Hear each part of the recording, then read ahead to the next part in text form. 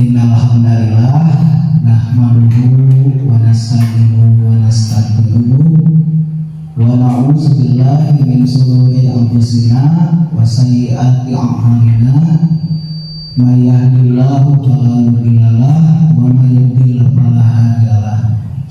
Asyhadu an la ilaha illallah wa asyhadu anna Muhammadan abduhu wa rasuluh amma ba'du. Alhamdulillah, hatur nuhun ka Bapak Ibu yang sudah menyempatkan waktunya menghadiri undangan kami ya. Undangan kami di sini kami itu akan menyampaikan salah satu materi guru penggarap di yang kami anggap ini penting juga ya untuk dilakukan di sekolah kita dan di sekolah-sekolah yang lain juga. Ini kami anggap sebagai materi yang penting gitu ya. Ini tentang budaya positif, yaitu pentingnya membangun budaya positif di sekolah sesuai dengan filosofi Ki Hajar Dewantara. Nah, sebelum kita masuk, ada yang sudah tahu siapa Ki Hajar Dewantara itu? Coba pendidikan. Iya, betul ya, Ibu. Bapak pendidikan. Siapa lagi yang mau mencerahkan isi hatinya gitu? Tanggapannya mengenai Ki Hajar Dewantara itu seperti apa gitu? Apa aki-aki gitu atau seperti apa? Boleh diungkapkan aja? Ada yang mau? Ya, tidak usah ragu-ragu ya. Ini karena kita mah santai aja, tidak usah tegang dan tidak ada penilaian ini mah.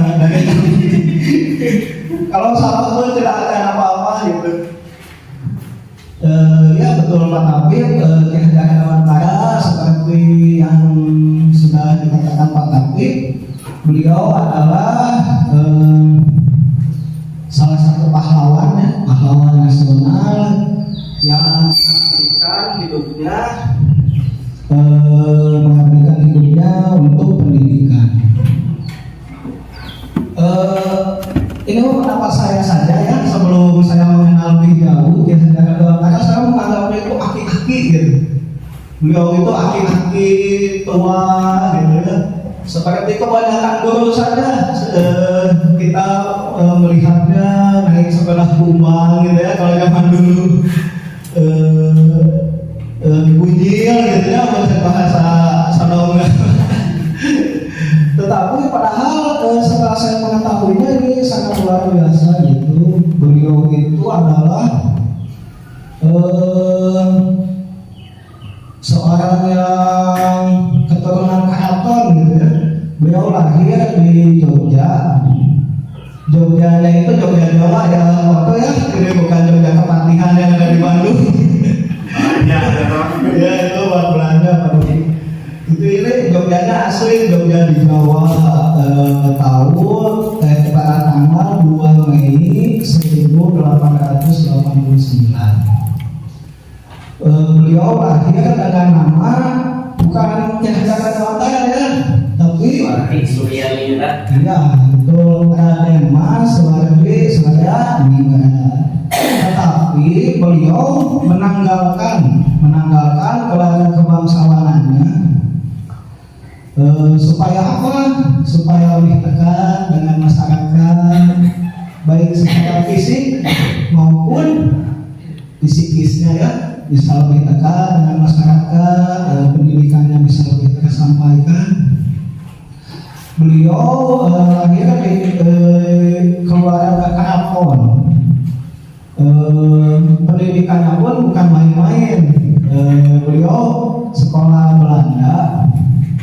Zaman dahulu kan sedikit sulit gitu ya, bukan sedikit lagi tetapi sulit untuk pendidikan. Malah beliau itu ke Skopje, ke luar negeri untuk sekolah dokter, tetapi tidak sampai tamat karena sakit. Lalu beliau menjadi seorang wartawan, penulis yang kritis gitu ya. Pikirannya sangat modern, tidak seperti yang kita bayangkan bahwa ini aki-aki tua kayak gitu. Nah, beliau pemikirannya sangat kritis, sangat modern dan bagus gitu. Pendidikannya yang menghamba pada siswa, yang banyak sekali gitu ya, tuntunan-tuntunan beliau yang mempengaruhi pendidikan di Indonesia. Ya kembali lagi kita ke laptop ya, bukan ke laptop ya, ke Sodom ya. Ini kita tadi flashback ke zaman dulu. Kita kembali ke Sodom. Ya Sodom itu alhamdulillah ya, sekarang mempunyai dua penggara. Oh iya, belum pernah kenalan juga lah ya. Saya Bapak Dean dan ini rekan saya luar biasa Ibu Hesti. Di saat para lain sekolahnya belum mempunyai dua penggara, spesial buat Sodom karena mempunyai dua gitu penggara. Dan ini tidak semua sekolah mempunyai ya, tetapi Sodom mempunyai dua, yang satu Bu Hesti yang sangat luar biasa, dan mungkin sisanya saya ini yang paling sedikit ini ilmunya. Sama-sama aja. Bu Hesti luar biasa, alhamdulillah kita mempunyai dua, dan alangkah apa ya, sangat miris gitu kalau kita mempunyai dua tetapi tidak kita manfaatkan dengan baik, tidak kita optimalkan. Akibat adanya dua penggara di sekolah Sodom, kita menjadi ada intervensi dari pemerintah. Kalau cek bahasa Ciawinan Korma wayahna kita sekolah Sodom itu akan ada pendampingan konsultatif dan asimetris. Ini sudah dilakukan sekali oleh PP kita. Selanjutnya akan ada penguatan sumber daya manusia di sekolah. Nah, mungkin salah satunya ini yang sedang kita lakukan hari ini gitu ya, untuk menguatkan sumber daya manusia di sekolah. Yang ketiga, pembelajaran dengan paradigma baru. Nah, ini yang akan kita bahas.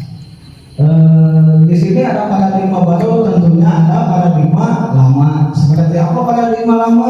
Ya, mungkin seperti yang sedang terjadi di sekolah-sekolah, termasuk sekolah Sodom pun mungkin masih berada di paradigma lama. Nah, nanti akan digali lebih jauh oleh Ibu Hesti. Yang keempat, perencanaan berbasis data ya, dan digitalisasi sekolah. Ini digitalisasi sekolah itu bukan kebetulan ya, karena tidak ada yang kebetulan di dunia ini, tetapi qadarullah, ada sini Allah, kita mendapatkan bantuan 15, tidak main-main. Sekabupaten ini paling banyak 15, yang lain ada yang 5, ada yang 2, ini kita ada yang 15 ya, kita mendapatkan yang paling banyak yaitu 15 kelompok. Dan ini alhamdulillah kelihatannya sudah kita manfaatkan gitu ya. Tetapi selama David juga selalu menggunakan ya, Bodora juga bersama dibawa ke sini, dilihat-lihat terus gitu. Luar biasa itu bantuan dari pemerintah itu bagus, harus kita pakai. Tidak boleh disimpan selalu baik, itu bukan berarti baik ya. Ada satu kisah perpustakaan yang dikunjungi oleh atasan gitu ya. Atasannya melihat bukunya sangat rapi, bagus-bagus. Kata atasannya, bukan dipuji gitu, tetapi pindahkan ke sekolah lain biar bisa dimanfaatkan lebih baik. Itu kita ini kalau disimpan gitu. Bukannya bagus itu, tetapi jelek lebih baik digunakan. Dan mungkin yang saya ingin berterima kasih juga kepada Pak Ecep yang selalu mengamankan aset. Karena kalau kita nggak ada Pak Ecep ini kita harus membawa kelompok 15. Misalkan saya dari membawa promo 15, wah, sangat ribet gitu ya. Tetapi ada Pak Ecep yang selalu mengamankan aset-aset yang lainnya juga seperti LCD, speaker, itu Pak Ecep yang bertanggung jawab. Terima kasih Pak Ecep. Nah, yang selanjutnya perubahan paradigma ilusi kontrol. Yang pertama, ilusi guru mengontrol murid. Di sini kita hanya selalu berilusi gitu, berilusi bahwa kita itu bisa mengontrol murid, tetapi kenyataannya murid itu tidak bisa dikontrol oleh kita. Nanti akan dijelaskan lebih lanjut ya. Karena sedikit saja murid itu mempunyai keinginan berbeda-beda. Yang kedua, ilusi bahwa kritik dan membuat orang merasa bersalah dapat menguatkan karakter. Seperti apa? Jadi anak itu sering dikritik, oh enggak anjing mah, enggak kamu mah, gitu. Itu bukannya meningkatkan ya, kamu lagi misalnya kayak gitu. Itu hal yang kelihatannya menguatkan, padahal itu hanya ilusi semata. Yang ketiga, ilusi bahwa semua penguatan positif efektif dan bermanfaat. Seperti apa penguatan positif? Misalkan seperti ini ya. Kemudian memberi hadiah itu ilusi ya. Iya. Memberi hadiah itu ilusi, karena di TK atau kelas 1 juga sering kan memberi bintang. Itu ilusi ya. Setelah kita pelajari di guru penggerak, itu semua adalah ilusi. Ilusi bahwa orang dewasa memiliki hak untuk memaksa juga itu ilusi. Contohnya kata tadi Dian bahwa kita tidak bisa mengontrol murid. Benar. Ada suatu permainan, coba ibu bayangkan kalau memegang tangan, iya, ibu memegang di tangan ibu ada sesuatu yang berharga. Di tangan ibu, bapak ada sesuatu yang berharga. Apakah jika saya atau Pak Dean membujuk bapak ibu untuk membuka tangannya, apa yang akan ibu lakukan? Apakah ibu akan membuka atau ibu akan menutup terus itu tangannya? Ya misalkan begitu ya. Di tangan Pak Oto ini ada pin rekening, pin rekening Pak Oto gitu. Kan rekening itu banyak kan Pak? Teman sekali lalu saya ingin Pak Oto ini saya meminta pin rekening Pak Oto, apakah Pak Oto akan membukanya? Memberikan kepada yang atau tidak? Tidak. Karena kenapa tidak? Karena itu rahasia dan menurut ibu mungkin itu adalah sesuatu yang berharga. Tetapi kalau saya menawarkan dengan yang lebih berharga dan menunjuk ibu, lebih jumlahnya dari itu lebih banyak, apakah ibu akan membuka tangannya? Tidak. Masih tetap tidak ada yang jawabannya ya. Kalau misalnya foto memegang pin yang berharga, uangnya hanya 100 juta, tetapi padahal sama saya bisa memberikan uang 500 juta. Apakah kalau saya tukarkan dengan itu ibu akan membuka tangan itu? Tidak. Oh, tetap tidak. Tidak. Iya, nah itu kemungkinan ada mungkin ada tidak. Itulah kontrol. Maksudnya paradigma kontrol bahwa kita tidak bisa mengontrol orang lain. Kontrol ada di diri sendiri. Kalau kita membuka, oh karena ada sesuatu yang lebih berharga, kita akan buka. Tapi kalau menurut kita itu lebih berharga buat kita akan tutup.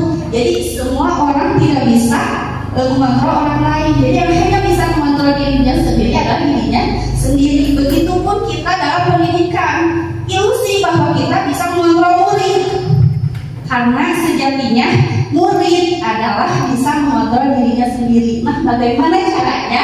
Lanjut. Nanti akan dijelaskan Ada lagi ya. Ya selanjutnya kita berhasil dilanjut. Buka belum ilusi bahwa orang dewasa memiliki hak untuk menentukan ya. Ya ini hanya ilusi karena yang boleh dengarkan itu dari omongan kita itu hanya 10% ya. Mungkin kita bisa memaksa siswa piket atuh itu, tapi hanya 10% ya.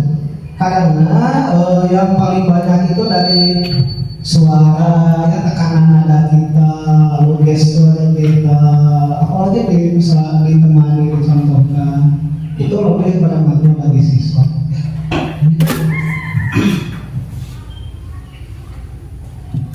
Lanjut lagi. Terus respon tentang teori kontrol yang tadi, pandangan tentang dunia. Yang dulu kita memakai itu BF Skinner dan ditahsis gitu, kalau merasa ini mah ditahsis dengan teori Dr. William Glasser. Realitas kebutuhan kita sama. Zaman dulu murid itu sama gitu kebutuhannya, tetapi yang realitas itu kebutuhan kita berbeda. Setiap siswa membutuhkan kebutuhan yang berbeda-beda, tidak bisa disamakan gitu ya. Satu kelas misalkan semuanya kalian 5 atau membaca Quran semuanya, itu sangat tidak bisa ya. Kita memberikan seperti itu karena kebutuhannya juga berbeda. Jadi memang butuh kalian dulu, tidak bisa langsung dikasih kalian 5.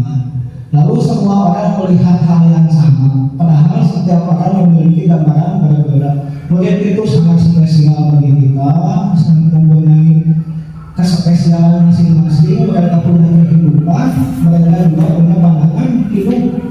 Tidak bisa kita samakan mereka melihat kita seperti apa, si anak ini melihat kita seperti apa, itu akan berbeda. Lalu kita mencoba merubah orang agar berpandangan sama dengan kita. Sebenarnya kita berusaha memahami pandangan orang lain tentang dunia yang seperti tadi. Kita harus melihat, kita harus masuk ke dunia anak itu seperti apa, kalau belajar dengan kita apakah sedang menyenangkan atau tidak gitu ya. Lalu perilaku buruk dilihat sebagai suatu kesalahan. Nah ini hal-hal yang buruk langsung distigma, wah ini negatif misalnya. Padahal aslinya semua perilaku memiliki tujuan. Misalkan anak coret-coret di bukunya, kita melihat itu hal yang negatif, hal buku misalnya. Padahal memiliki tujuan, dia sedang menghias bukunya, sedang belajar menggambar atau apa. Yang kita lihat seperti peran estetik misalnya. Padahal bagi anak itu adalah hal yang bagus. Karena semua perilaku ada tujuannya ya, meskipun yang negatif. Yang negatif juga ada tujuannya. Ya, betul sekali Wesley. Selanjutnya orang lain bisa mengontrol saya, sebenarnya hanya Anda yang bisa mengontrol diri Anda. Selanjutnya juga saya bisa mengontrol orang lain, padahal Anda tidak bisa mengontrolnya. Lalu pemaksaan ada tujuan pada saat tujuan gagal. Sebenarnya kolaborasi dan konsensus menciptakan pilihan-pilihan baru. Lalu model berpikir menang atau kalah. Harusnya model berpikir itu adalah win-win, ya, menang. Selanjutnya kita bisa menunjukkan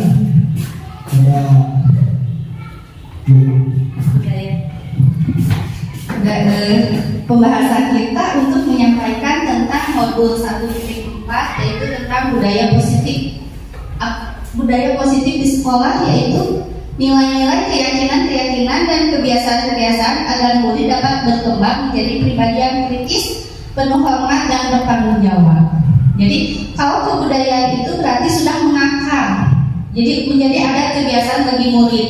Tetapi sebelum menjadi suatu adat kebiasaan itu, murid kan tidak langsung serta-merta mendapatkan jadi karakter yang bagus. Ada tahapan-tahapan, cara-cara yang bisa kita gunakan untuk menciptakan budaya positif itu, yaitu melalui tadi perubahan paradigma belajar yang kita pertamanya menganggap semua murid sama, padahal semua murid mempunyai kebutuhan yang berbeda-beda. Disiplin positif, kalau kita caranya untuk menciptakan budaya positif itu disiplin positif. Bagaimana disiplin positif itu? Jadi kalau kita dengar kata disiplin biasanya dengan apa ya, berkaitan dengan aturan ya, aturan. Tapi kita bisa disiplinnya disiplin yang positif, karena disiplin positif itu unsur utama adalah terwujudnya budaya positif. Nah, itu disiplin positif itu berasal harus dari diri siswanya sendiri, Pak. Jadi bukan hanya diri guru juga, sekolah itu harus menciptakan sekolah yang budaya positif. Dimulai dengan disiplin yang positif. Disiplin positif itu berasal dari motivasi intrinsik. Jadi bagaimana caranya kita menyadarkan tentang nilai-nilai dari suatu aturan. Jadi supaya sekolah disiplin positif, jadi kita bukan hanya menaati ini aturannya harus segini. Kalau tidak melaksanakan aturan dipukul. Nah, di dalam disiplin positif bukan menggunakan hukuman atau punishment atau reward, bukan ya, tetapi lebih kepada menyadarkan pada warga sekolah tentang pentingnya nilai-nilai kebajikan dari suatu aturan tersebut. Nah, jadi kalau sudah sadar, nanti akan tumbuh motivasi intrinsik dalam dirinya sehingga dia melaksanakannya penuh dengan kesadaran berdasarkan nilai-nilai yang dia yakini. Nah, itu apa saja nilai-nilai kebajikan yang seperti sekarang sedang kita galakan ya. Sebenarnya pendidikan Indonesia digalakkan dengan nilai-nilai kebajikan profil belajar Pancasila yang sudah tadi dicetuskan oleh siapa? Tadi Pak Iya, Dewan Hara. Nah, nilai-nilai kebajikan profil belajar Pancasila. Ada apa saja itu nilai-nilainya? Ada beriman, bertakwa dan berakhlak mulia, berkebinekaan global, bernalar kritis, gotong royong, satu lagi mandiri. Itu jadi kunci semua pendidikan itu bertujuan untuk menampilkan atau mewujudkan siswa yang mempunyai profil pelajar Pancasila. Nah, kiat-kiat ini disiplin positif dan sebagainya adalah kiat-kiat untuk ke arah ke sana, untuk mewujudkan siswa yang mempunyai profil pelajar Pancasila. Nah, karena setiap perilaku manusia itu punya motivasi.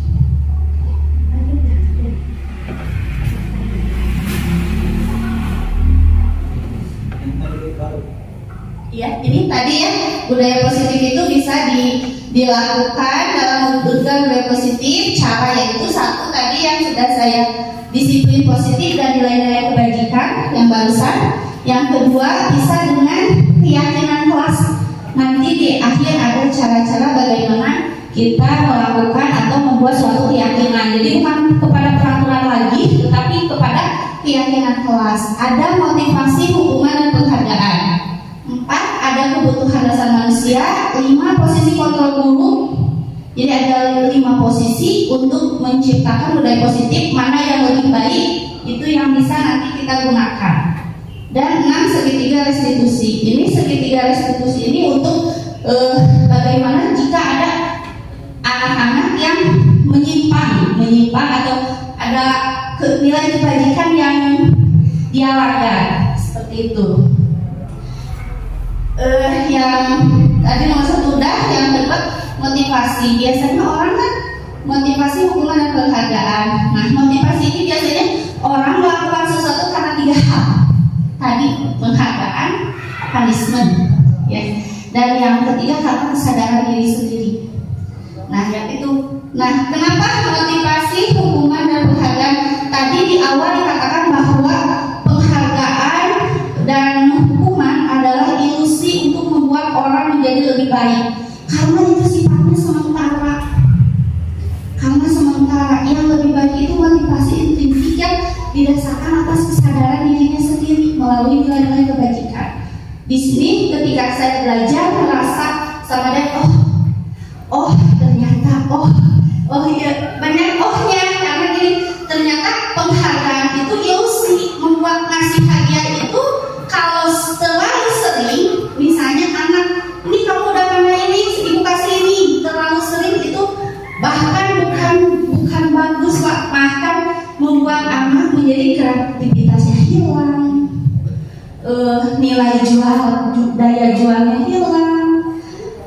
udah itu berdasarkan penelitian. Hukuman juga itu bukan suatu yang bagus, karena bukannya membuat anak menjadi lebih baik, itu hanya sementara, malahan akan menimbulkan anak mempunyai rasa benci dendam terhadap seorang guru. Jadi nggak mau udah belajar seperti udah dihukum wae, malas sekolah, udah weh nggak ngerjain PR, saya dihukum terus, udah besoknya ada PR saya nggak akan sekolah misalnya, kan seperti itu. Nah itu makanya di awal dikatakan bahwa penghargaan dan punishment adalah sebuah ilusi.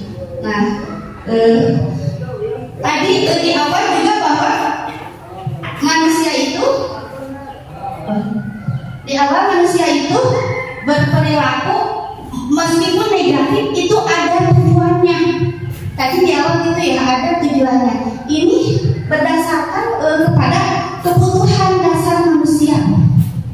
Kebutuhan dasar manusia. 5 kebutuhan dasar manusia. 1. Untuk bertahan hidup. 2. Kebutuhan kasih sayang dan rasa diterima. 3. Kebutuhan pengakuan dan kemampuan. 4. Kebebasan dan 5. Kesenangan. Mungkin kita di mana kita pernah melihat atau anak ada yang mencuri, kita tidak bisa langsung memberikan hukuman walaupun itu melanggar, tapi kita harus melakukan restitusi dulu untuk mengajak anak. Restitusi itu kegiatan untuk mengembalikan anak ke dalam nilai-nilai kebajikan. Jadi nanti ada restitusi itu kegiatan pendekatan yang digunakan untuk mengembalikan anak ke alam kesadarannya, ke dalam nilai-nilai kebajikan lagi. Kenapa kita bisa mencari tahu? Mungkin dia tidak dikasih jajan, tidak bisa jajan. Nah itu sesuatu anak melakukan perbuatan negatif karena ada 5 kebutuhan dasar manusia yang belum terpenuhi. Anak-anak pun berjalan menuju belajar, lompatan akan api kumaha kada rencanana lihat membuat onar misalnya di dalam kelas, itu juga harus kita cari tahu sebagai guru, cari tahu ada kebutuhan dasar apa yang belum dia penuhi dengan cara berdialog, bertanya dan berdiskusi. Misal, kamu kenapa tadi mengambil barang? Bu seneng gue tinggal si eta nangis. Oh berarti kebutuhan dasar kesenangan yang belum dia terpenuhi, mungkin kurang bermain atau apa. Ibu abi sampai disusulan ke ibu, dimarahi, saya suka dimarahi ibu, jadi ibu tinggal abi. Oh kasih sayang, dia mencari perhatian saya. Itu 5 dasar kebutuhan manusia. Jadi setiap perilaku ada tujuannya dan harus kita pahami sebagai untuk menciptakan budaya yang positif dengan disiplin positif. Itu seperti itu yang saya pahami tentang 5 kebutuhan dasar manusia.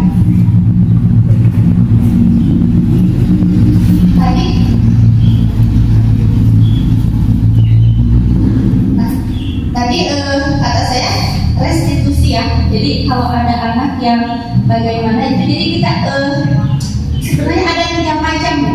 Ada 3 macam, yaitu hukuman, konsekuensi, dan restitusi.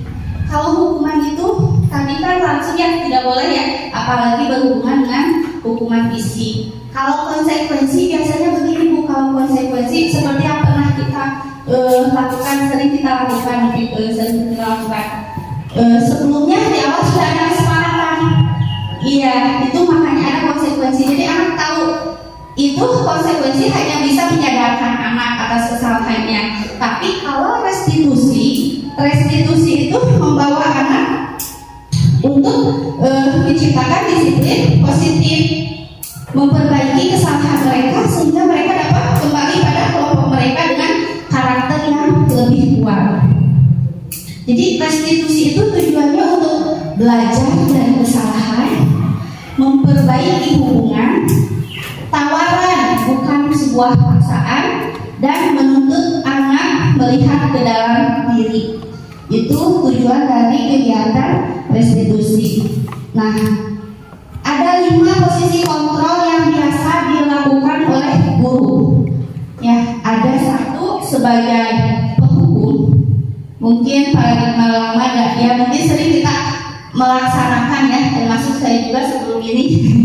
sering melaksanakan melakukan peran kontrol. Jadi 5 kontrol itu ada 5 kontrol. Yang ada itu ada 1 penghukum, 2 pembuat rasa bersalah, 3 teman, 4 pemantau, dan 5 adalah manajer. Nah, kita akan melihat di posisi mana kita saat ini. Ketika saya belajar budaya positif ini, ya saya juga merasa, oh iya saya selama ini di posisi ini, ternyata salah. Saya di posisi ini, ternyata saya. Bisa dilanjut. Nah, ini udah ini melanggar peraturan dia. Tadi udah ini ada penghukum, pembuat rasa bersalah. Nah, ciri-cirinya bagaimana ciri-ciri orang yang penghukum? Nadanya suaranya tinggi, Bu. Bahasa tubuhnya matanya melotot. Lalu dari pasangan, nah, pasangan langsung, nah, menunjuk-nunjuk dan menghardik. Itu ciri-ciri orang yang penghukum, posisi guru yang penghukum. Padahal kan terbiasa tidak bisa itu kadang tidak bisa melotot. Secara saya kan matanya memberi mata saya. Saya tidak bisa. Nah, seorang penghukum bisa menggunakan hukuman fisik maupun verbal.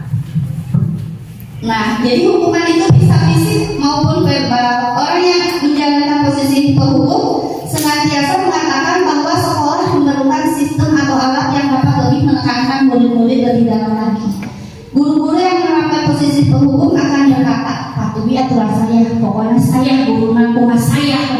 Kamu harus taat aku pada peraturan yang saya buat. Nah, itu mungkin itu ya. Tapi hasilnya ini Bu, tadi saya sudah ulas sedikit, murid akan marah, mendendam, bersifat agresif seperti itu. Itu kalau posisi guru sebagai penghukum. Yang kedua, posisi guru sebagai pembuat rasa bersalah. Nah, ciri-cirinya bagaimana, Bu? Nada suaranya memelas, halus, sedih, bahasa tubuhnya merambat pada anak asuh. Jadi sambil melotot, sambil bicaranya keras, tetapi ini lebih berbahaya, Bu, daripada penghukum. Kenapa lebih berbahaya? Karena murid akan merasa bersalah. Saya orang yang gagal, saya menjadi gagal ya. Saya membuat ibu terus sedih ya. Apa yang harus saya lakukan gitu? Ini lebih berbahaya daripada penghukum. Nah, contohnya nih suka bicarakan, ibu sangat kecewa sekali dengan kamu. Berapa kali bapak harus memberitahu kamu ya? Kamu hari ini tidak mengerjakan, ibu jadi sedih hari ini kalau tidak mengerjakan PR. Nah, itu membuat anak merasa bersalah. Jadi ini posisi yang kedua, membuat rasa bersalah. Yang ketiga adalah posisi teman. Nah, kalau posisi teman agak ringan, ciri-cirinya ramah, akrab dan bercanda, bahasa tubuh rapat pada murid, mata dan senyum jenaka. Guru pada posisi ini tidak menyakiti murid, namun akan tetap berupaya mengontrol murid melalui persuasi. Posisi teman pada guru bisa negatif ataupun positif. Positif di sini berupa hubungan yang baik dengan murid, tetapi ada negatifnya. Apa negatifnya? Ketika murid tersebut tidak dibantu lagi sama gurunya, dia akan merasa kekecewaan. Saya kira ibu ada teman saya yang suka membela saya, jadi kecewa, ada ketidakpercayaan, jadi hilang kepercayaannya, dan akan selalu bergantung pada guru. Yang keempat adalah mau mengarahkan ya. Lanjut. Posisi saya kebanyakan seperti itu. Posisi saya adalah teman. Nah, ini iya. Iya, itu salah angkanya. Posisi yang keempat adalah pemantau. Nada suaranya datar, bahasa tubuh yang formal. Memantau berarti mengawasi. Pada saat kita mengawasi, kita bertanggung jawab atas perilaku orang-orang yang kita awasi. Peraturannya apa yang telah kamu lakukan, sanksi atau konsekuensinya apa. Jadi di sini mulai ada tuntunan anak untuk mencari jalan keluar. Jadi mencari apa? kalau kamu berbuat seperti ini nanti kamu akan apa? Jadi konsekuensinya anak sudah mulai disadarkan konsekuensinya seperti apa, dan anak juga mulai sadar dan melakukan konsekuensi dari kesalahan yang dia lakukan. Misalnya saya tahu Bu, karena saya datangnya terlambat, mengerjakan tugasnya lama, apa-apa saya pulangnya pada telat juga. Nah, tapi guru di dalam posisi ini masih memantau anak melakukan kerjaannya. Yang terakhir adalah posisi seorang manajer. Ciri-cirinya nada suaranya tulus, bahasa tubuh tidak kaku, mendekat ke murid. Nah, posisi ini adalah kalau menurut saya dan lihat ketika belajar adalah posisi yang paling baik ya. Ya, posisi manajer nanti pada akhirnya kita seorang guru digiring untuk menjadi posisi atau menempati posisi manajer. Jadi di mana guru berbuat sesuatu bersama dengan murid, mempersilahkan murid mempertanggungjawabkan perilakunya, mendukung murid agar dapat menemukan solusi atas permasalahannya sendiri. Jadi disadarkan kalau posisi manajer ini jadi menyadarkan anak. Jadi di dalam posisi manajer ini guru lebih kepada menyadarkan anak. Jadi menanyakan apa yang harus dilakukan, menyadarkan anak bahwa anak telah berbuat salah, dia salah. Anak sadar salah dan anak akan menemukan solusinya masing-masing. Supaya tidak boring, ada video yang bisa ibu bapak simak tentang 5 posisi kontrol ini. Jadi biar lebih paham. Kami ada udah abdul gini, bosan jadi dulu lah.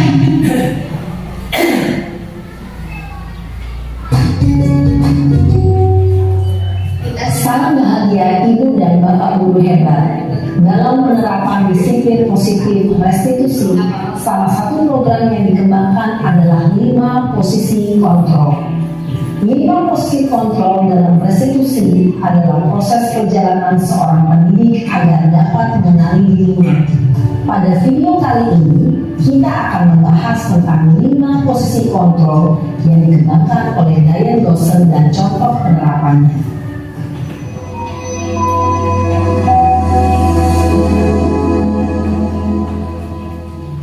5 posisi kontrol itu adalah 1. Posisi penghukum, 2.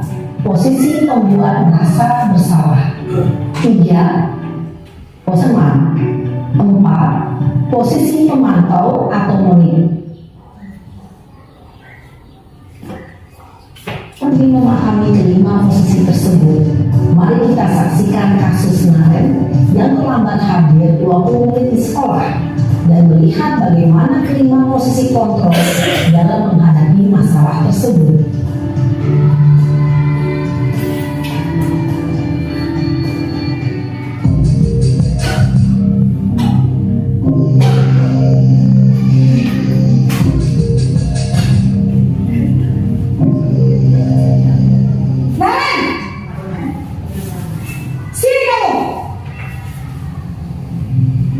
Selamat pagi Bu. Selalu terlambat. Kamu deh pasti terlambat. Maaf Bu, saya Apa? Apa coba? Alasan kamu apa lagi? Kapan sih kamu tidak terlambat? Malas sekali ya kamu jadi anak. saya Dasar pemalas. Gak kapok-kapok sih kamu. Sudah berapa kali terlambat? Sana, kamu keliling lapangan basket 2 kali. kenapa saya harus keliling lapangan basket Bu? Kenapa? Kamu melawan ibu. Berani-beraninya jawab. Sudah terlambat, masih berani jawab pula.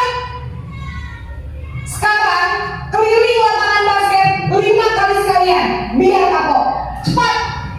Pergi sana ke lapangan basket. Posisi penghukum biasanya berbicara dengan nada tinggi, menghardik, menunjuk-nunjuk, menyakiti, dan menyindir. Hukuman bisa berupa fisik maupun psikis. Ibu dan bapak guru hebat, dampak yang terjadi pada murid ketika guru berada pada posisi penghukum adalah murid cenderung akan memberontak, bahkan menyimpan dendam.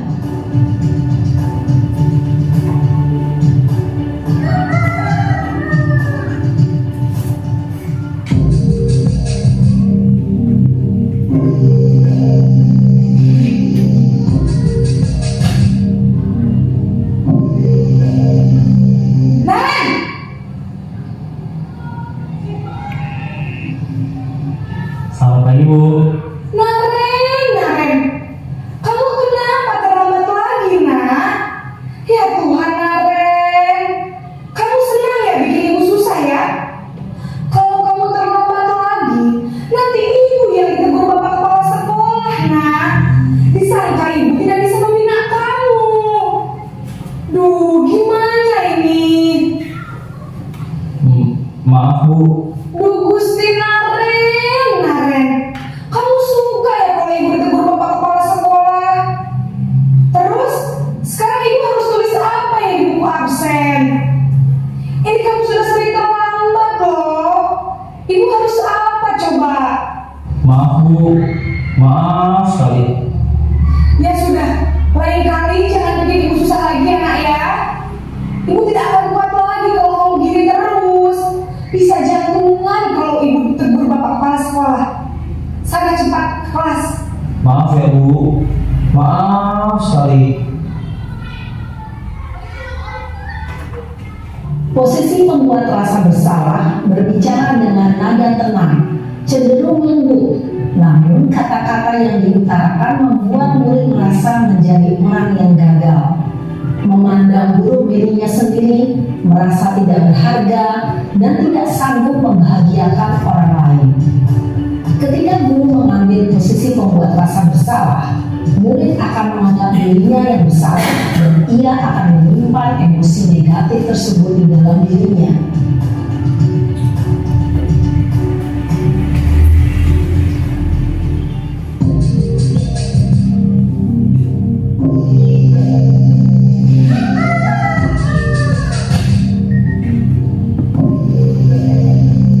Naren!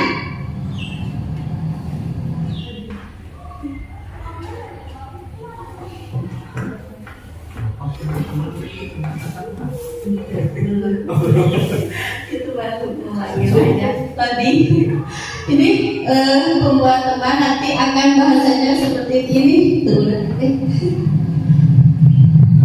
Selamat pagi Bu. Wah, sudah jam berapa ini, nak? Terlambat lagi ya saya.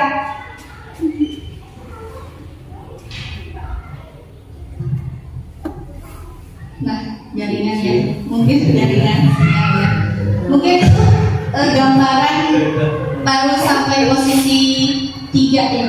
Ya, baru posisi 2 yang terlihat. Nah, kecenderungan posisi hukuman itu fisik Bu. Jadi kalau guru sebagai penghukum biasanya yang dikenakan fisik ataupun secara verbal. Iya Bu. Habis ibu saya belum membangunkan saya Bu. Amalia, kamu bukannya anak yang larinya paling kencang. Kok terlambat sih? Iya Bu. Saya memang selamat bangun tadi. Jadi biarpun saya kencang, tetap gak kencang Bu. Ya sudah sana, nanti lain kali larinya lebih kencang lagi ya, biar gak terlambat lagi. Bikin seneng ibu.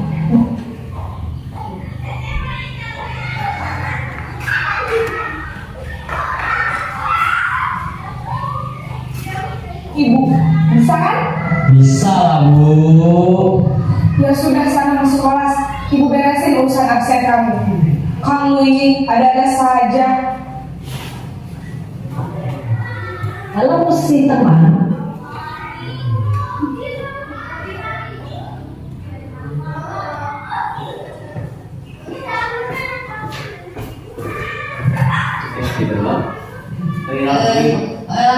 langsung dari YouTube.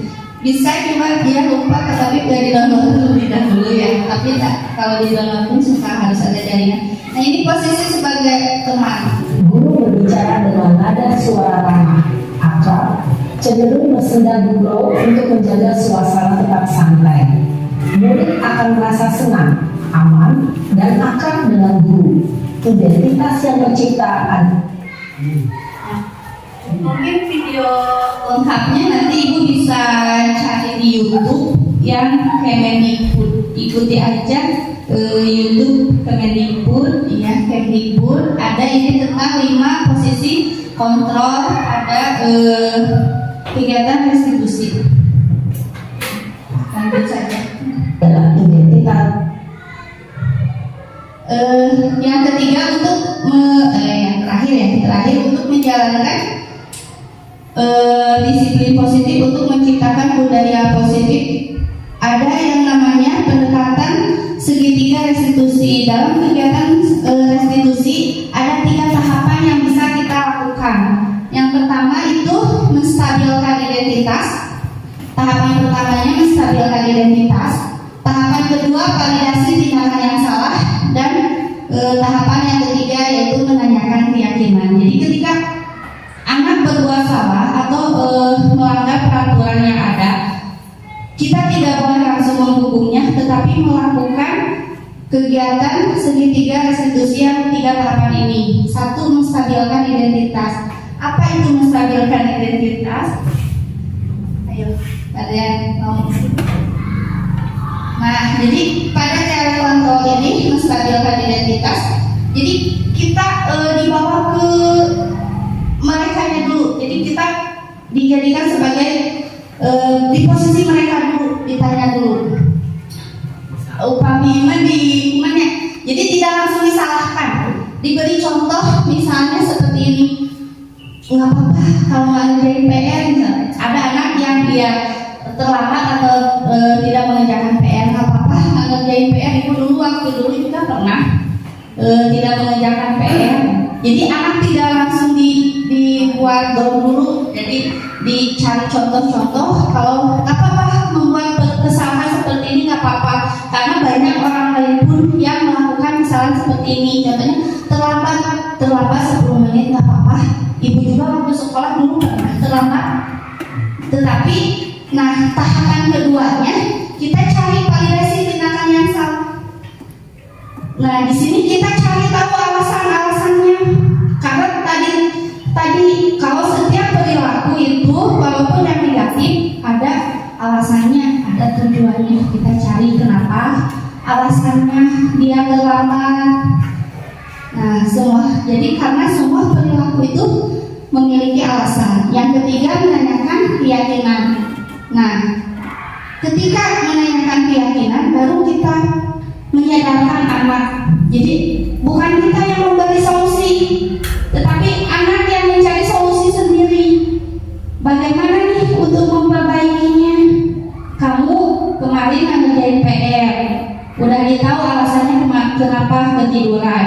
Anak diajak mencari solusi supaya PR-nya bisa dikerjakan. Jadi gimana?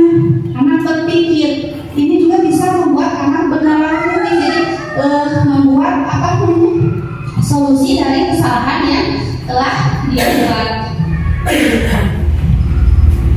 Nah, menstabilkan identitas itu ini yang bisa dilakukan oleh seorang guru. Jadi kata-kata atau kalimat-kalimat ini bisa kita pergunakan untuk menstabilkan identitas pada murid. Berbuat salah itu tidak apa-apa. Tidak ada manusia yang sempurna. Nah, kamu berbuat salah sekali ini nggak apa-apa, karena tidak ada manusia yang berbuat sempurna. Ibu juga tadi kan saya juga pernah melakukan kesalahan seperti itu. Kita bisa menyelesaikan ini. Bapak Ibu tidak tertarik mencari siapa yang salah. Kalau ada yang berkelahi, ada yang berkelahi, jadi Bapak dan Ibu tidak tertarik mencari siapa yang salah, tapi Bapak dan Ibu mencari solusi dari permasalahan ini. Kamu berhak melakukan itu. Jadi misalnya kamu anak hina, oh pernah. Nah kamu kalau dia merasa marah, dia meluapkan. Boleh kamu meluapkan kemarahan kamu. Mungkin ibu juga kalau di posisi kamu akan marah seperti itu. Misalnya ada yang berkelahi karena dihina teman. Oh iya, mungkin kamu mau nyontek. Ibu juga kalau dihina oleh teman mungkin akan melakukan hal seperti itu. Nah, tapi dicari solusi lagi. Tapi untung saja, misalnya kamu cuma sekali mukulnya, lalu mukul, untung tidak sampai berdarah. Apa ini untuk menstabilkan identitas. Jadi menenangkan anak terlebih dahulu.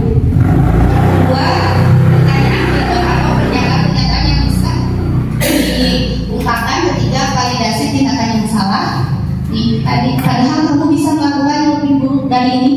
Itu adalah tindakan validasi tindakan yang salah. Ditanya alasannya, kamu pasti kalau berbuat salah pasti punya alasannya mengapa melakukan hal itu. Kamu patut bangga pada dirimu sendiri karena kamu telah melindungi sesuatu yang penting buatmu. Kamu boleh mempertahankan sikap itu, tapi kamu harus mengalahkan sikap yang baru. Jadi di stabil di tindakannya divalidasi dulu. Jadi kalau membuat kesalahan ya dicari dulu alasannya, penyebabnya apa.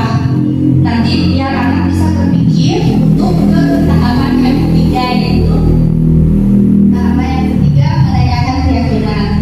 Jadi ketika berbuat salah itu kita tanya, apa nilai sebenarnya kalau kamu bertengkar itu ada nilai-nilai kebajikan yang salah nggak, ada aturan yang salah nggak yang telah kamu langgar.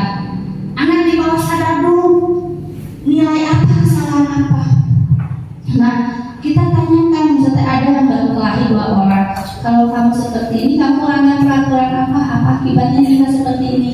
Jadi untuk ini berarti bagaimana caranya untuk mengatasi hal ini, ya.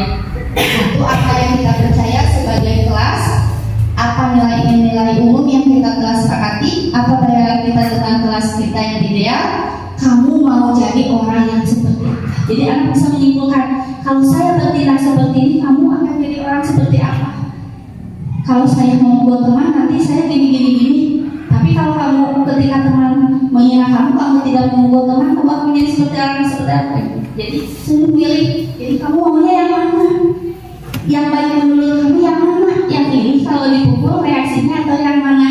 Nah, jadi anak dicari keyakinannya sendiri, mencari solusi dari permasalahannya sendiri. Nah, tadi kan anak mencari keyakinan.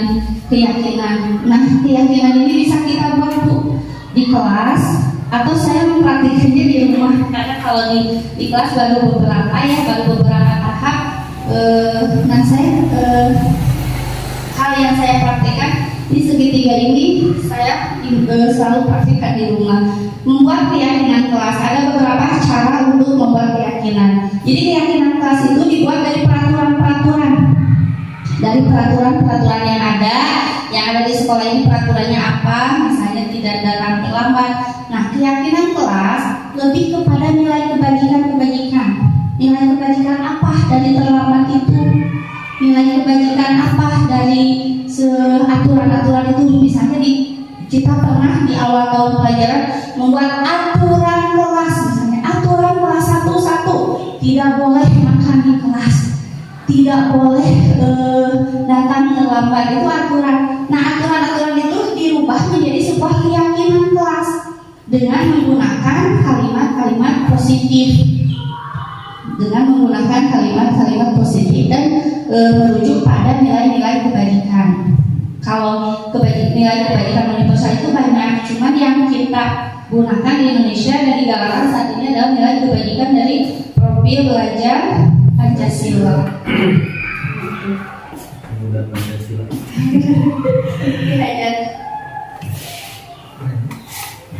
Nah, apa tujuannya, Bu?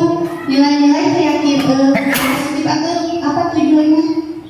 Nilai-nilai keyakinan kebiasaan di sekolah yang berpihak pada peserta didik agar peserta didik dapat berkembang menjadi pribadi yang kritis, penuh hormat dan bertanggung jawab. Tadi ya, kalau udah. Nah, tadi keyakinan kelas.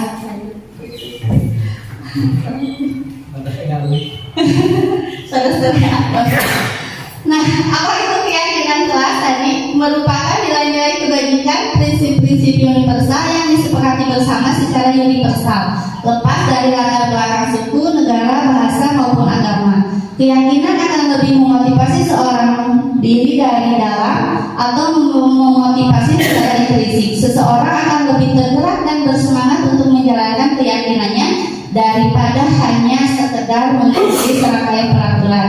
Jadi keyakinan kelas itu dibuat bukan oleh guru, tetapi secara bersama-sama bersama siswa. Jadi pertama-tamanya siswa itu digali dulu, bernalar kritis. Impian kamu kelas kamu ini mau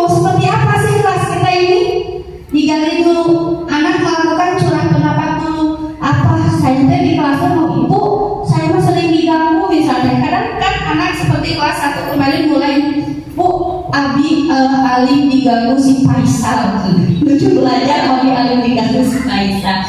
Nah, jadi impian mereka polos, tapi itu kalau di garis benarkan nanti kita akan membuat keyakinan kelas. Jadi impian-impian dulu digali dari impian-impian mereka, mau seperti apa kelas ini. Ya, kayak ada yang malu gitu, malu ke depan, kita membuat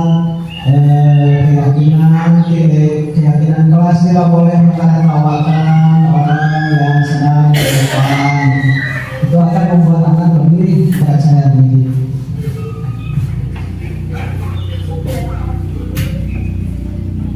Ya, selanjutnya ciri-ciri keyakinan kelas. Yang pertama bersifat lebih abstrak daripada peraturan yang lebih rinci dan mungkin. Jadi penafsirannya itu bisa luas gitu ya, tidak satu arti. Yang kedua, tugas keyakinan kelas berupa pernyataan universal yang dibuat dalam bentuk kalimat positif. Ya, seperti yang kata di Hesti, kita membiasakan kalimat-kalimat yang positif. Yang ketiga, keyakinan kelas tidak dibuat dalam jumlah banyak sehingga mudah diingat dan dipahami oleh semua warga kelas. Misalnya menghargai waktu, berarti anak tidak boleh kesiangan.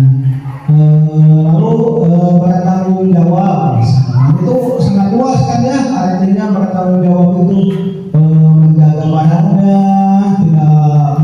tidak mencuri barang orang lain, seperti itu. Lalu keyakinan kelas merupakan sesuatu yang dapat diterapkan di lingkungan kelas tersebut, jangan yang susah-susah gitu ya, yang mudah untuk diterapkan. Yang kelima, pembuatan keyakinan kelas melibatkan semua warga kelas melalui kegiatan ceramah pendapat seperti yang dikatakan Bu Hesti juga.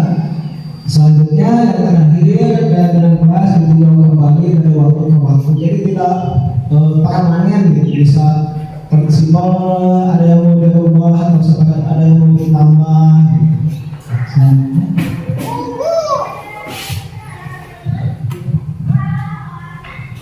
ini tadi tujuannya mengenalkan keyakinan kelas kepada peserta didik, menyusun keyakinan kelas bersama peserta didik, membiasakan penerapan keyakinan kelas untuk menumbuhkan self-disiplin pada peserta didik. Jadi untuk menerapkan disiplin diri yang tadi berdasarkan kesadaran diri sendiri yang tadi di awal sudah dijelaskan.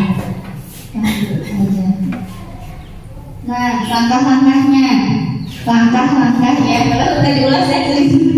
Jadi langkah-langkahnya tadi tanya pendapat murid. Tadi sudah saya jelaskan bahwa bertanya kepada murid tentang bentuk kelas impian mereka, mau dibawa kemana kelas ini, mau seperti apa kelas ini. Nah, siswa menjawab secara antusias pertanyaan yang diberikan. Jawaban mereka berikan antara lain kelas yang bersih, mungkin rapi, nyaman, atau seperti dan lain-lain. Terang seperti tadi kalau kelas 1 tuh apa yang diganggu si Faisal kalau dia belajar. Nah, ada seperti itu. Tanyakan yang kedua, tahapannya tanyakan ide dari murid untuk mencapai kelas impian.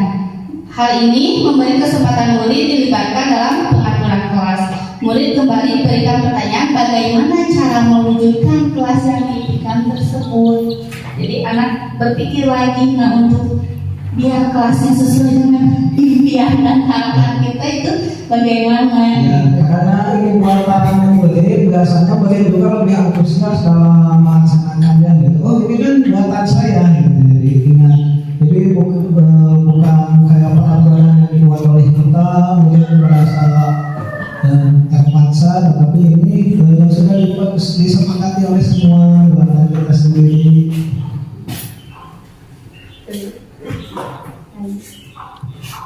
Nah, ini contoh-contoh ya dalam bagaimana cara membuat keyakinan kelas.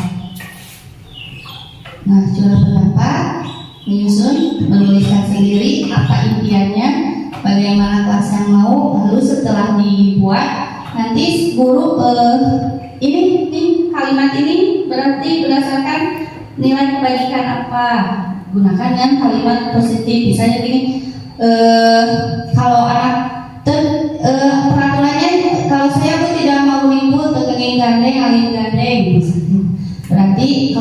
satu berarti saling menghargai. Bukan saling menghargai, kalau saling menghormati berarti mau yang gandeng.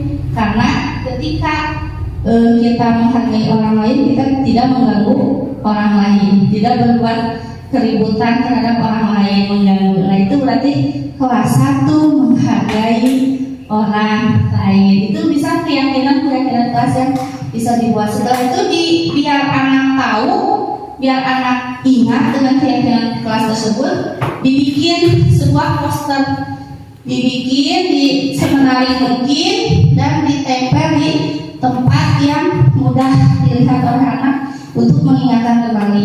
Tapi kata Pak Dean tadi tidak bersifat permanen. Jadi kita evaluasi lagi dan evaluasi lagi.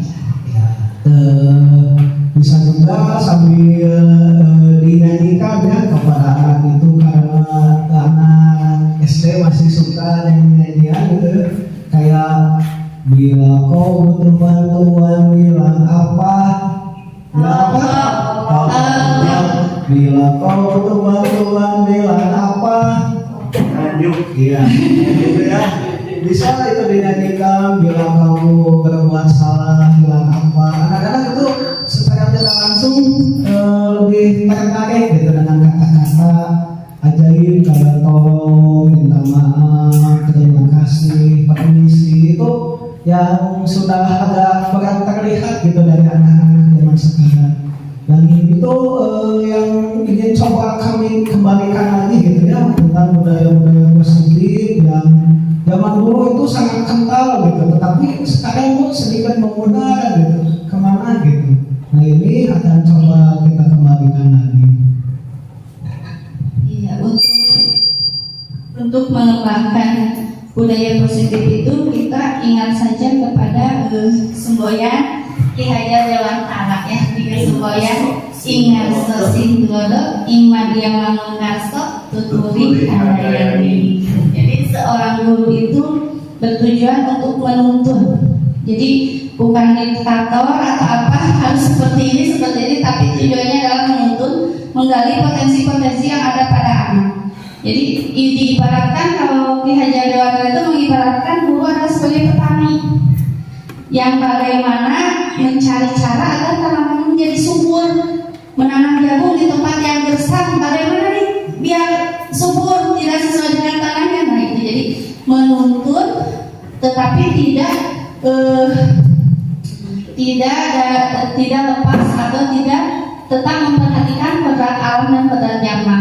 Yang dimaksud di sini kodrat alam adalah karakteristik anak. Anak kan sukanya bermain.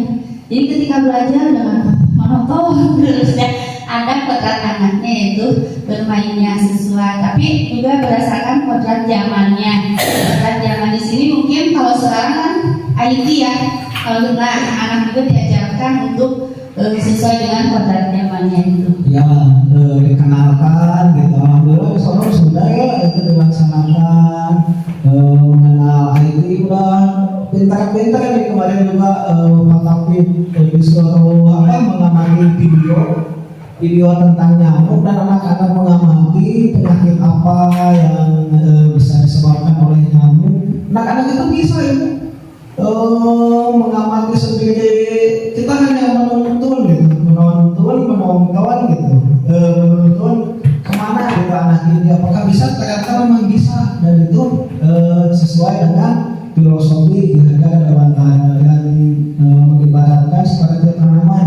Tidak bisa anak itu misalkan bibitnya itu tomat, nah kita memaksa anak itu menjadi kangkung misalkan, yang benar itu tidak bisa itu, dan akan harus dibedakan perlakuannya juga. Tidak seperti menanam kangkung, menanam tomat itu harus seperti apa, kita membersihkan rumput-rumputnya, cuma itu aja kita. Jadi tidak memaksakan semuanya harus jadi tomat, balik rumah kayak nyambal. Nah, kalau semuanya tomat, lanjut. Oh ya, hasil. Nah, jadi budaya positif itu tidak bisa berjalan sendiri ya Bu. Perlu ada kerjasama dari semua elemen sekolah untuk menciptakan budaya positif, disiplin positif tidak bisa dikerjakan. Ini salah satu budaya positif yang sudah mulai saya kembangkan di kelas saya sendiri, baru di kelas saya sendiri ya. Baru di kelas saya sendiri. Setiap anak melakukan sholat duha setiap hari Jumat. Belum bisa setiap hari karena capek ibu. Karena sholat itu harus di tempat yang bersih dan ngepel nggak binten gitu. Ini penerapan budaya positif yang pernah yang sudah diterapkan di kelas 1 lanjut aja banyak. Ya, dan ini diharapkan ke depannya itu menjadi bukan hanya keyakinan kelas saja, tetapi menjadi keyakinan sekolah gitu ya. Keyakinan sekolah, kita bisa menggunakan apa juga ya, mungkin membawa tanpa ada. Iya. Ini kan untuk mendekatkan mereka kepada Allah. Iya, ini menuju kepada profil belajar Pancasila, yaitu beriman dan bertakwa, berakhlak mulia. Ini tujuannya salah satunya ini. Ini juga mendukung ibu bapak mengaji juga sebenarnya. Karena ternyata ada anak kelas 1 yang belum bisa sholat. Jadi salah duduknya salah, rukunya salah. Ada juga kan karena mungkin di sekolahnya, di rumahnya kita membaca doa itu juga merupakan suatu budaya positif. Jadi kita biasakan saja membaca doa sebelum dan setelah belajar, itu dirutinkan. Kadang suka kan kalau ada kuis di akhir, biasanya berdoanya suka lupa kalau ada kuis di akhir. Nah kita inikan aja sebelum kuisnya berdoa dulu, baru ada kuis di akhir. Iya, dan membaca surat-surat pendek gitu. Iya. Ada kisah juga ini yang komplain. Ini imam, jadi sedikit menyimpang gitu ya. Imam itu bacaannya selalu panjang gitu, dan imam di sana dipanggil gitu.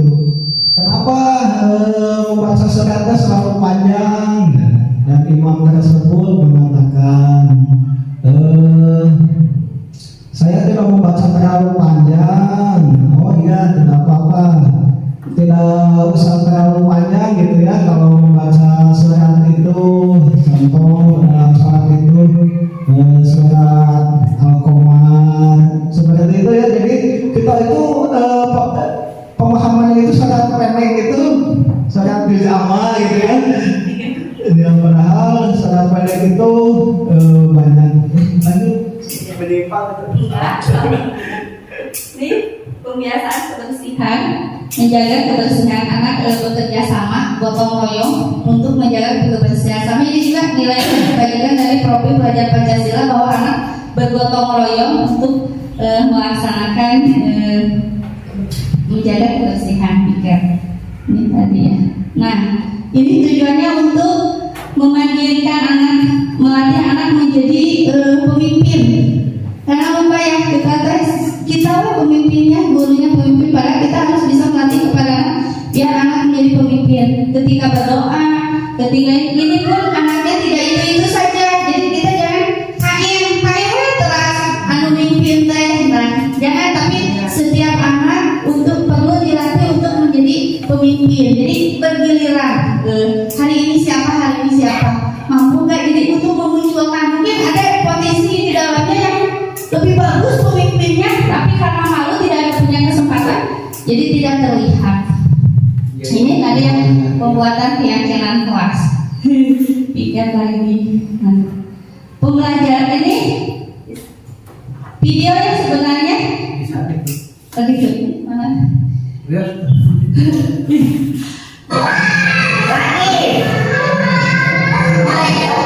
Mengajarkan soal konsep penjumlahan pada anak.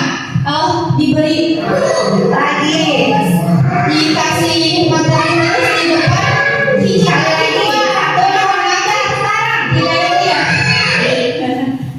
Nah ini pembelajaran untuk penjumlahan. Jadi kalau hiji tambah 2 terus hiji tambah 2 di nabah, jadi bermain. Anaknya senang kelihatan saya sudah. Anak senang nggak bosan, malahan bernalar kritis kan. Setiap yang dikeluarkan angkanya beda-beda. Jadi nggak kalau yang dibongkar boleh jadi tek itu contoh-contoh Memanfaatkan apa ya kebiasaan anak untuk berkompetisi secara sehat. iya. Nah itu mungkin Hari ini kalian sudah dikumpulkan menjadi beberapa kelompok. Ya, apa tugasnya? nah kalau yang tadi itu tentang kolaborasi bergotong royong bekerja sama, jadi tidak boleh pembelajaran ada klasikalnya, ada sendiri-sendirinya, ada kelompoknya. Mungkin itu budaya-budaya positif yang telah saya coba terapkan di kelas saya, dan semoga bisa mengajak Bapak Ibu semuanya untuk menggalakkan sekolah kita SDN Sodong mempunyai budaya positif dengan disiplin-disiplin positif yang tadi, mulai dari membuat keyakinan, semua yang diajar Dewan Kara, yang guru menjadi suri teladan ya, walaupun kita bukan ya tidak ada manusia yang sempurna, tapi mencoba untuk menjadi teladan bagi siswa. Ya, dan bukan hanya kelas SD saja ya, semoga semuanya bisa mengikuti, meskipun akan sedikit sulit kalau mengikuti SD karena terlalu bagus gitu. Ya, gimana kalau mendekati saja gitu. Kita sama-sama saja berarti menerapkan budaya positif. Tujuannya pengibasan ini sebenarnya pendidikan guru penggerak supaya bisa berkolaborasi antara semua elemen yang ada di sekolah untuk menciptakan budaya positif. Mungkin kalau kelas nanti ada keyakinan kelas, nah nanti kedepannya ada keyakinan sekolah. Mau dibawa apa sekolah kita ini menjadi SDN Sodong itu menjadi mau kemana arahnya, nah, mau seperti apa, dan apa yang harus kita lakukan untuk menggapai cita-cita bersama ini. Butuh kolaborasi. Jadi tidak bisa sendiri maju mundur sekolah ini, tidak bisa saya berpenggeraknya cuma saya sama dia bisa. Ini ya enggak, kita semua sama-sama untuk menciptakan sekolah SDN Sodong yang berbudaya positif seperti itu. Dibantu lagi dengan ibu-ibu mengaji. Iya. Untuk sedikit meringankan beban kami gitu. Betul. Alhamdulillah. Tanya.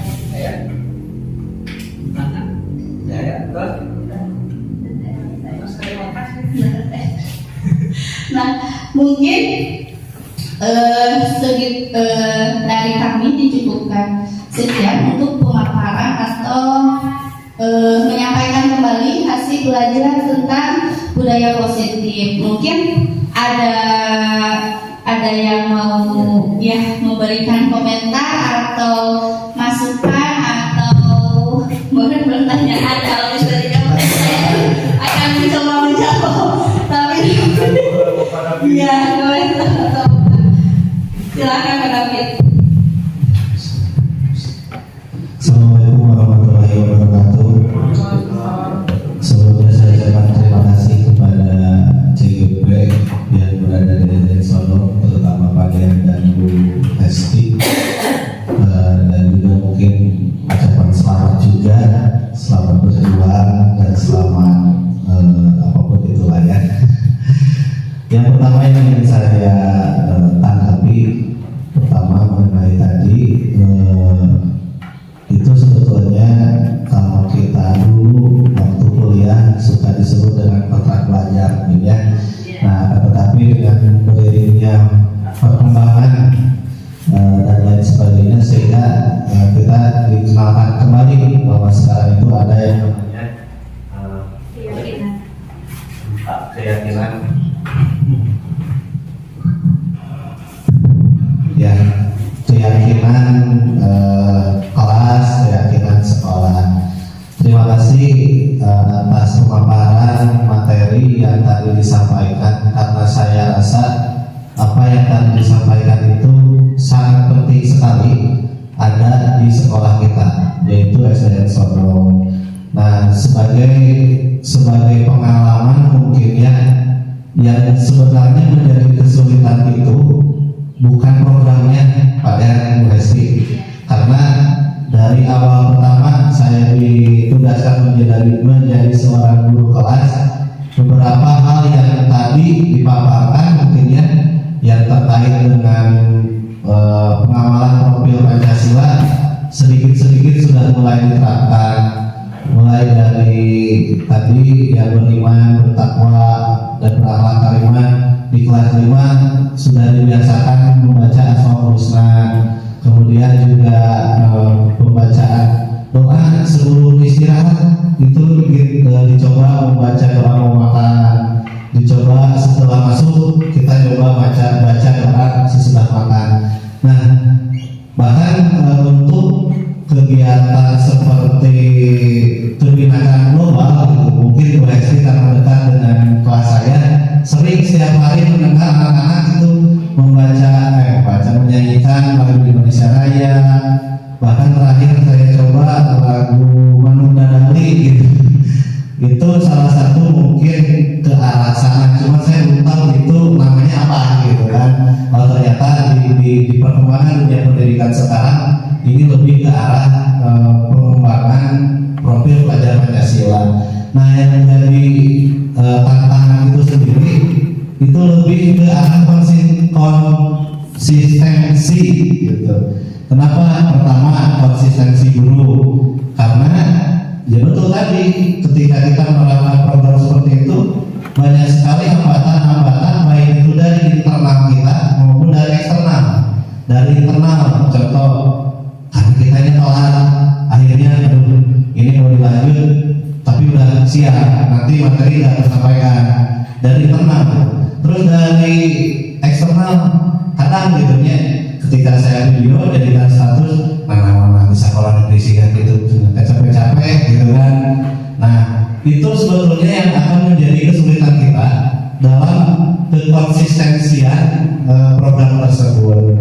Nah, selanjutnya ketika keyakinan kelas agar profil pelajar Pancasila ini tercapai, apa sebetulnya sih yang harus dilakukan agar keyakinan kelas itu bisa menjadi keyakinan sekolah gitu. Terlebih yang mungkin lebih spesifik lagi kita terapkan di sekolah SDN Sorong ini. Mungkin itu saja tanggapan dan sekaligus sedikit agar berbagi lah gitu ya, biar bisa lebih fix lagi kegiatan kita. Terima kasih. Assalamualaikum warahmatullahi wabarakatuh.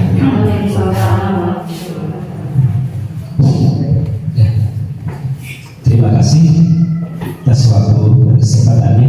Saya berdiri di sini. Ibu-ibu dan bapak-bapak yang kami hormati, mengulas tadi tentang profil pelajar Pancasila, hakikatnya ulama dilaksanakan. Jadi konsep kita yang sebenarnya adalah bukan konsep pelajar Pancasila, tapi memanusiakan manusia. Tapi kita terkadang kita salah kaprah. Terkadang kita salah kaprah. Konsep memanusiakan manusia, jadi di sekolah itu bukan memberi ilmu, tetapi memberdayakan potensi. Ingat, tugas kita di sekolah bukan mencerdaskan bangsa. Kalau tugas kita mencerdaskan bangsa, sudah berjalan sekolah dan mengajar.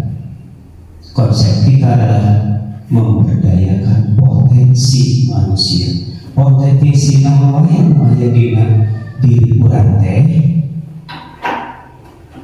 Satu, potensi kecerdasan hati.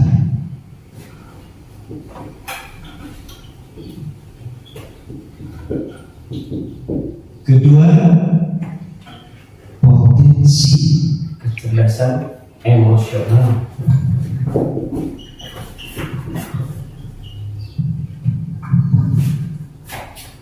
Ketiga, kecerdasan spiritual.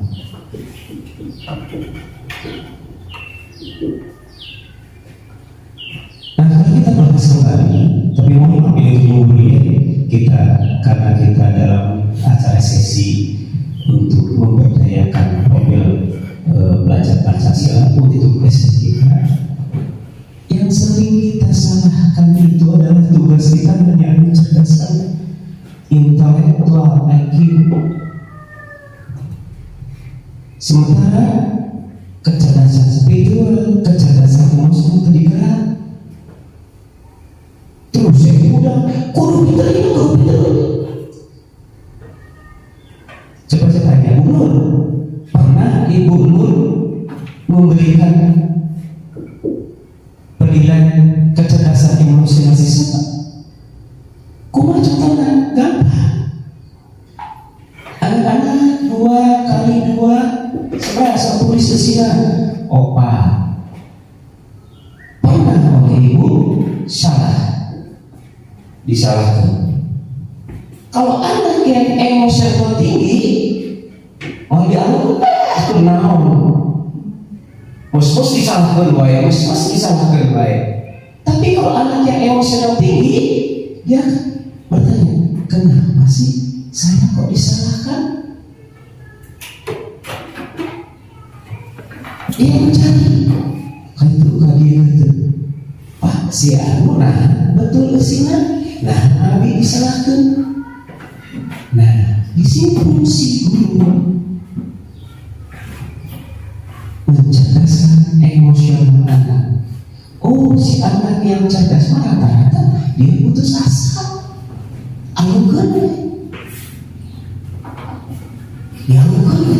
Buku nanti. Nah ini yang sering saya coba di kelas-kelas yang saya ajarkan begitu, sehingga siswa ada yang nilai matematika 100. Kenapa? Karena dia punya potensi emosional. Di saat seberapa kali kuliah, coba kamu cari rumus yang kedua. Bapak sama rumus kedua, rumus matematika waktu sama. Oh berarti dia itu kecerdasan emosionalnya bagus. Kecerdasan spiritualnya tidak kita garap. Kata-kata tak iya IQ. Makanya konsep belajar kita adalah memanusiakan manusia, memberdayakan potensi kecerdasan hati yang terdiri dari kecerdasan intelektual, kecerdasan emosional, kecerdasan spiritual. Nah ini yang perlu kita gambarkan.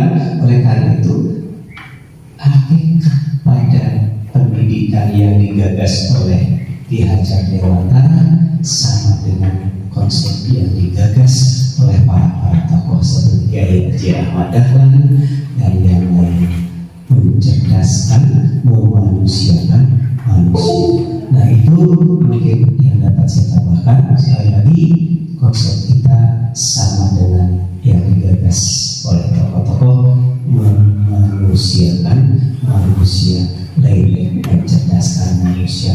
Lupa tetapi korupsi dengan sebabnya emosionalnya spiritual kita pakai. Dengan sebabnya lupakannya tinggi membunuhnya, bawahnya kenapa? Emosional dan spiritualnya tidak tergarap. Nah itulah kesalahan di negara kita dari undang-undang mencerdaskan kehidupan bangsa itu sama sekali. Orang lupa tadinya nggak pasang lagi itu. Pada tugas kita adalah memanusiakan manusia kembali kepada kodrat sebagai manusia itu sendiri. Terima kasih. Ya, terima kasih Pak Kapil atas tanggapan masukannya dan penjelasannya juga ya, itu sangat komplit dan sudah dilaksanakan juga oleh Pak Kapil ini di kelas selama bertahun-tahun secara konsisten. Pak Kapil alhamdulillah dan selalu saya jadikan panutan juga, menjadikan kaum model mengajar. Ada sesuatu seperti Pak Kapil ini belum tercapai gitu ya. Tepuk tangan gitu Pak Kapil. Dari segi disiplin waktu, konsistensi, alhamdulillah Pak Kapil itu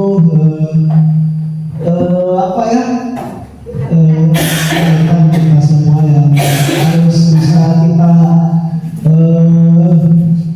tutup supaya menjadi amal juga buat Pak Tapi amal yang mengalir karena sudah memotivasi kami memberikan contoh kepada kami. Terima kasih Pak Tapi. Ya, terima kasih pada Pak Tapip dan pada penjaga memberikan tanggapan.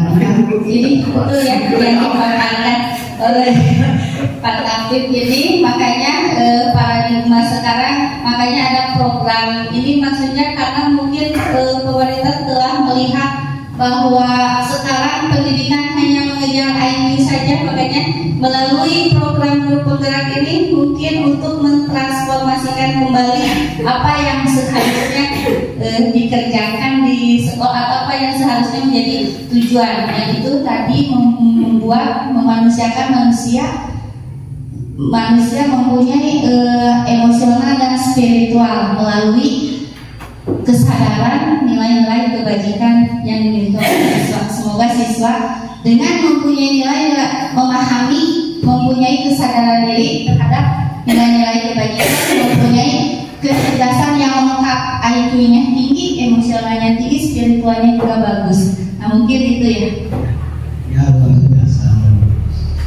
Ada lagi yang mau memberikan tanggapan atau komentar atau pertanyaan? Bangga. Dari ibu-ibu ini belum. Atau mau Pulang. pulang? Bu, sedikit boleh? Ya, boleh. Biasa ya, mungkin sedikit sharing juga dan sedikit ngobrol juga karena memang kesempatan Marisa. Bumi ya, capek gitu ya. Karena memang kesempatan seperti ini yang sangat jarang sekali, dalam artian dalam bentuk formal. Karena untuk obrolan-obrolan warung mungkin untuk saya, Pak Dean, Bu Esti, semua guru mungkin ya.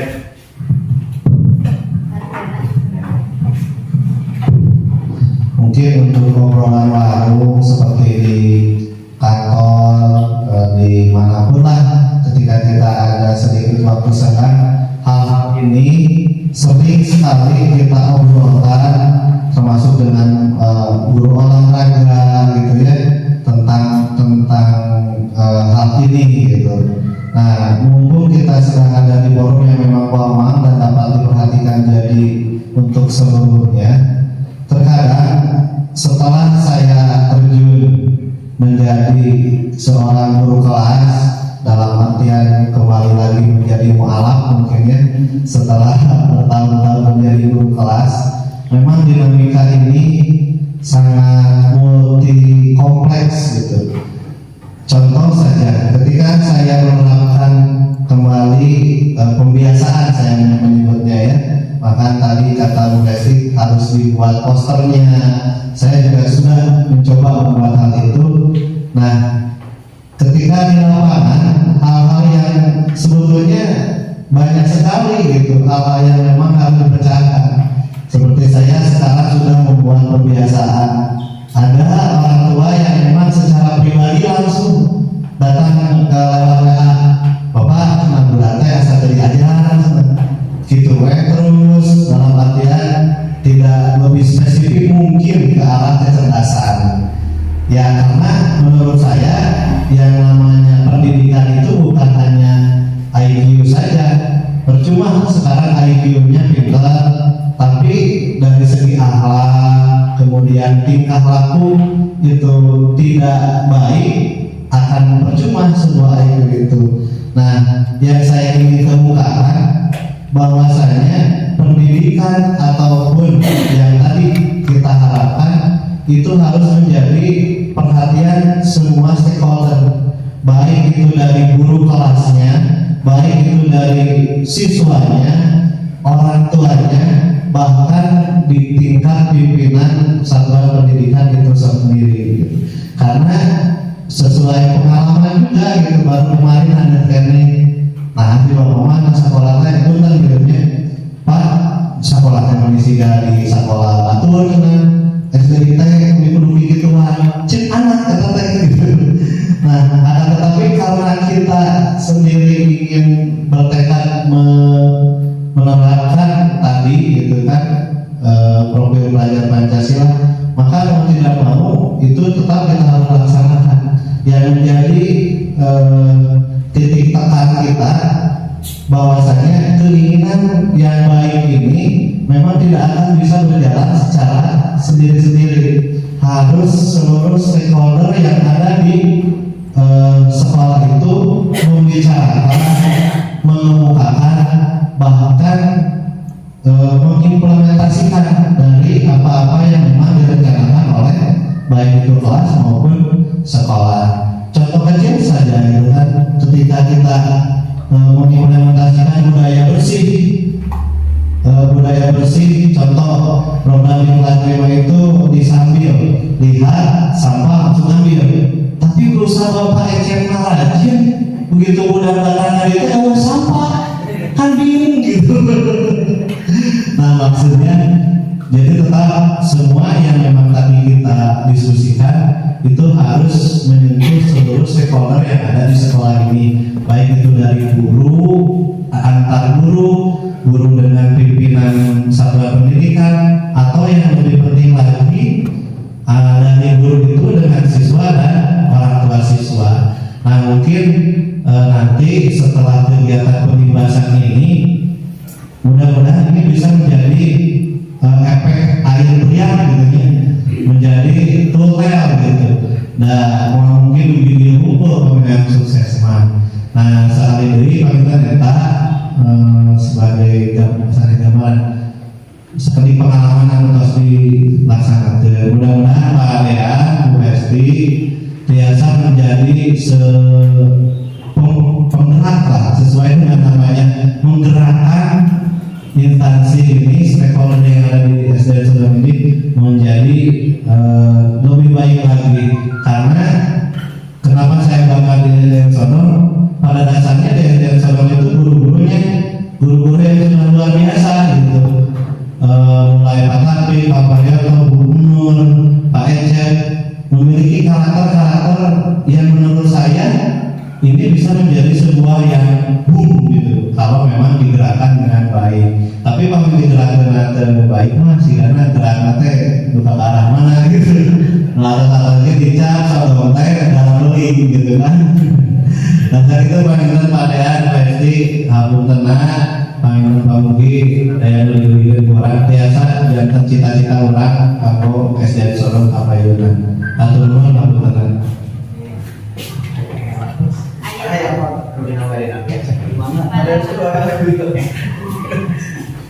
Terima kasih kesempatan yang diberikan kepada saya untuk sedikit menanggapi apa yang tadi sudah disampaikan oleh Bu Hesti dan Pak Dean selaku guru CGP.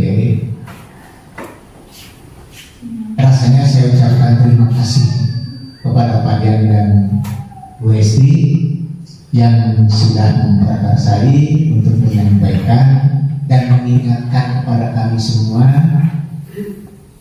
mengenai tadi apa yang menjadi filosofi dari Ki Hajar Dewantara. Memang sebetulnya itu hal yang sejak awal kami kuliah dulu, bahkan sebelum kuliah kami dulu di SPG, di SPO itu sudah kita pelajari sebetulnya. Tapi dengan adanya diingatkan kembali, mudah-mudahan ini bisa menjadi menyegarkan kembali untuk kami untuk bisa melangkah melaksanakan apa yang menjadi cita-cita Ki Hajar Dewantara. Kemudian kami hanya menanggapi yang tadi sudah disampaikan di dalam karakter pelajar Pancasila itu sebetulnya hanya pergantian istilah saja. Padahal kalau kita melihat ke undang-undang Sisdiknas, di sana itu ada tujuan pendidikan, itu sudah jelas semuanya ada di sana gitu. Tinggal kita konsisten saja melaksanakan itu. Jadi apa yang terdapat dalam karakter pelajar Pancasila itu semuanya ada di sana. Bahkan mencakup ini apa yang tadi disampaikan oleh Pak Katib. Di sana itu ada kecerdasan IQ, ada kecerdasan emosional dan spiritual. Kalau kita tahu hanya 3 itu yang kita pelajari di dalam pendidikan. Nah, tapi dengan adanya sekarang kita sharing seperti ini, mudah-mudahan harapan saya ke depan kita bisa mengangkat menjadi guru-guru yang pertama mau berubah